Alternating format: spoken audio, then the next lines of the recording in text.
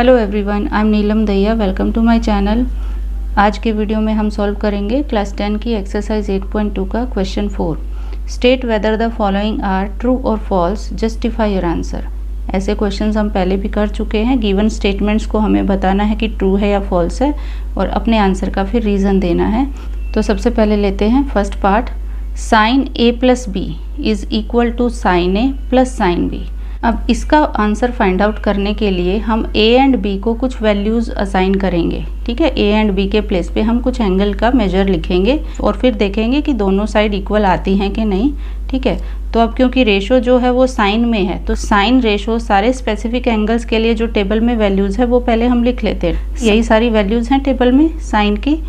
तो अब हम इनमें से a और b को ऐसे कोई भी दो एंगल कंसीडर कर लेते हैं और जिनका सम भी हमें यहाँ इसी टेबल में मिल जाए। सपोज अगर a को 30 ले लेते हैं और b को 60 ले लेते हैं तो 30 प्लस 60, क्योंकि यहाँ पर हमें सम करना है साइन a प्लस b में, तो 30 प्लस 60 90 डिग्री। सो साइन 90 भी टेबल में है वैल्यू। तो ऐसे ही दो एंगल्स हम चूज़ कर लेते हैं।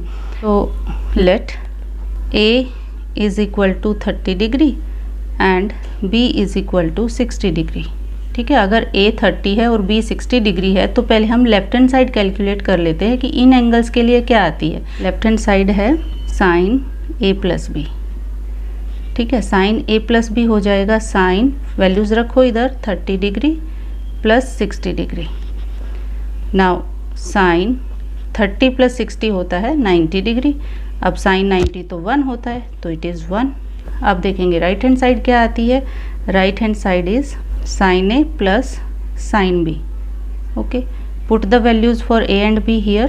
Sin a है 30 डिग्री, sin 30 प्लस b है 60 तो it will be sin 60 degree. sin 30 है 1/2 प्लस sin 60 होता है √3/2, तो ये आ जाएगा 1 प्लस √3 होल बाय 2। एलसीएम लेंगे, एलसीएम 2 आएगा तो 1 प्लस √3 डिवाइड बाई 2। अब देखिए ये 1 प्लस √3/2 अगर √3 की वैल्यू रख भी देंगे यहाँ पर तो भी 1 प्लस करके और फिर 2 से डिवाइड करके वो वैल्यू किसी भी हालत में 1 के इक्वल तो नहीं आएगी। ओके, तो here left hand side is not equal to right hand side. ठीक है, तो ये स्टेटमेंट इक्वल है ही नहीं, तो therefore the given statement is false. ठीक है, सी अगर एक भी एग्जाम्पल हमें ऐसा मिल जाता है जो इक्वेशन को सेटिस्फाई नहीं करता है तो इन जनरल वो स्टेटमेंट कभी भी ट्रू नहीं लिख सकते, क्योंकि true means for every value it is true. लेकिन अगर एक भी एग्जाम्पल में हम उसको फॉल्स प्रूव कर देते हैं तो इन जनरल फिर वो फॉल्स बन जाएगी। So this statement is false here. Okay, now let's take the second part. Second part है the value of sine theta increases as theta increases. अब इसका आंसर भी हम साइन थीटा की जो स्पेसिफिक एंगल्स पे वैल्यूज़ हैं वो लिख के और उनको ऑब्जर्व करके ही फाइंड आउट करेंगे। जैसे फर्स्ट पार्ट में किया था बिल्कुल वैसे ही करेंगे। साइन थीटा की सारे एंगल्स पे पहले वैल्यूज़ लिख लेते हैं। ठीक है, तो साइन 0 डिग्री होता है 0। Okay, sine 30 degree, sine 30 is 1/2। अगर डेसिमल में कन्वर्ट करें तो ये आ जाएगी 0.5। ओके, साइन 45 डिग्री होता है 1/√2। कंपैरिजन के लिए हम सारी वैल्यूज़ को डेसिमल में कन्वर्ट कर लेते हैं ताकि कंपैरिजन करना इजी हो जाए कि वैल्यूज़ इंक्रीज़ हो रही है या डिक्रीज़ हो रही है। तो यहाँ पर 1/√2 की वैल्यू अगर रखेंगे तो इट इज़ 1.414 और अगर इनको कैलकुलेट करेंगे तो आंसर आएगा 0.707 approximately. Okay, now sine 60 degree होता है √3/2।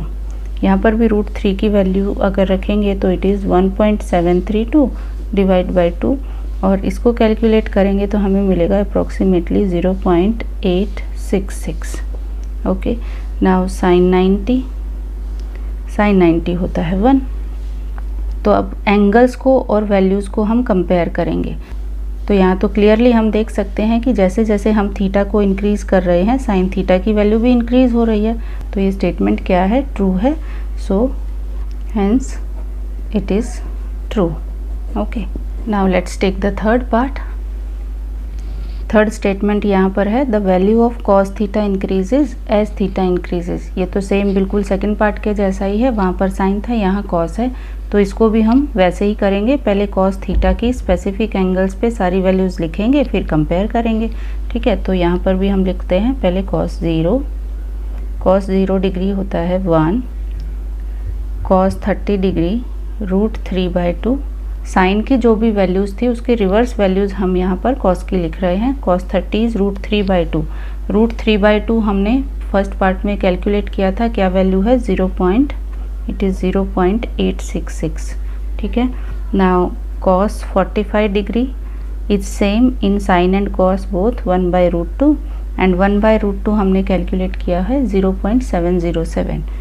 तो ये वैल्यू भी यहाँ लिखेंगे 0.707। Then cos 60 degree is 1/2 that is 0.5 and cos 90 degree is 0। ठीक है, यहाँ पर ये डेसिमल में कन्वर्ट करना एग्ज़ाम में बिल्कुल ज़रूरी नहीं है। अगर आपको पता चल जाता है कि ये वैल्यू इंक्रीज़ हो रही है या डिक्रीज़ हो रही है तो इट इज़ ओके। ये जस्ट मैंने आपको एक्सप्लेन करने के लिए सो दैट कंपैरिजन इजी हो जाए कि यस वैल्यू इज़ इंक्रीजिंग और डिक्रीजिंग, इसके लिए लिखा है। अब यहाँ पर भी हम एंगल थीटा तो इंक्रीज़ कर रहे हैं, लेकिन कॉस थीटा की वैल्यू क्या हो रही है? कॉस 0 पे 1 था, फिर 0.8 हो गई, फिर 0.7, 0.5 और ultimately 0। That means cos theta की वैल्यू डिक्रीज़ हो रही है। जैसे जैसे थीटा इंक्रीज़ हो रहा है कॉस थीटा डिक्रीज़ हो रहा है। दैट मीन्स ये जो गिवन स्टेटमेंट है ये फॉल्स है। So hence it is false. Okay, now let's take the fourth statement. And fourth statement है sine theta is equal to cos theta for all values of theta. Now table में clearly हम देख सकते हैं कि sine theta and cos theta only one angle पे equal है, that is 45 degree पे। बाकी के सब एंगल्स पे sine theta cos theta different values हैं। ओके, तो जैसा मैंने आपको बताया है पहले भी कि अगर एक भी एग्जाम्पल हम ऐसा शो कर देते हैं जहाँ पर स्टेटमेंट फॉल्स है तो इन जनरल वो स्टेटमेंट फॉल्स होगी। तो हम कोई भी एक एंगल ऐसा चूज़ कर लेते हैं थीटा के प्लेस पे जहाँ पर स्टेटमेंट फॉल्स है, क्योंकि सभी एंगल्स पे तो sign theta and cos theta equal नहीं है, टेबल में क्लियरली हमें दिख रहा है। ठीक है, तो थीटा की वैल्यू आप 45 को छोड़ के कुछ भी आप शो कर सकते हैं यहाँ पर। तो यहाँ पर हम ले लेते हैं let 30 degree, so let theta is equal to 30 degree.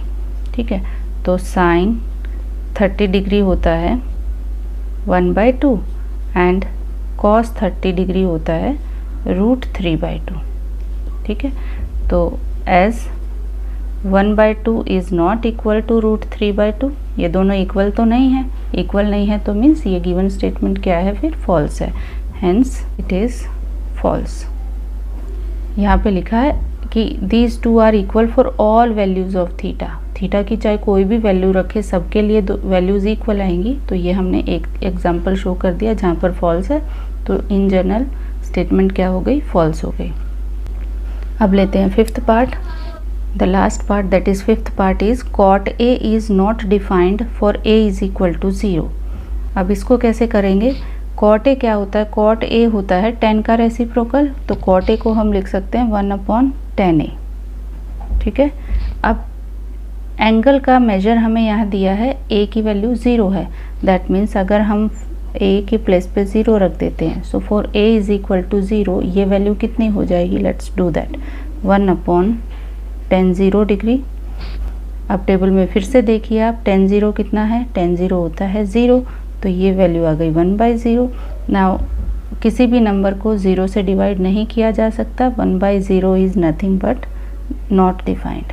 Okay, so hence it is true. So that's all for this question. Hope this is understood. Next exercise के लिए चैनल के साथ जुड़े रहिए। Thanks for watching.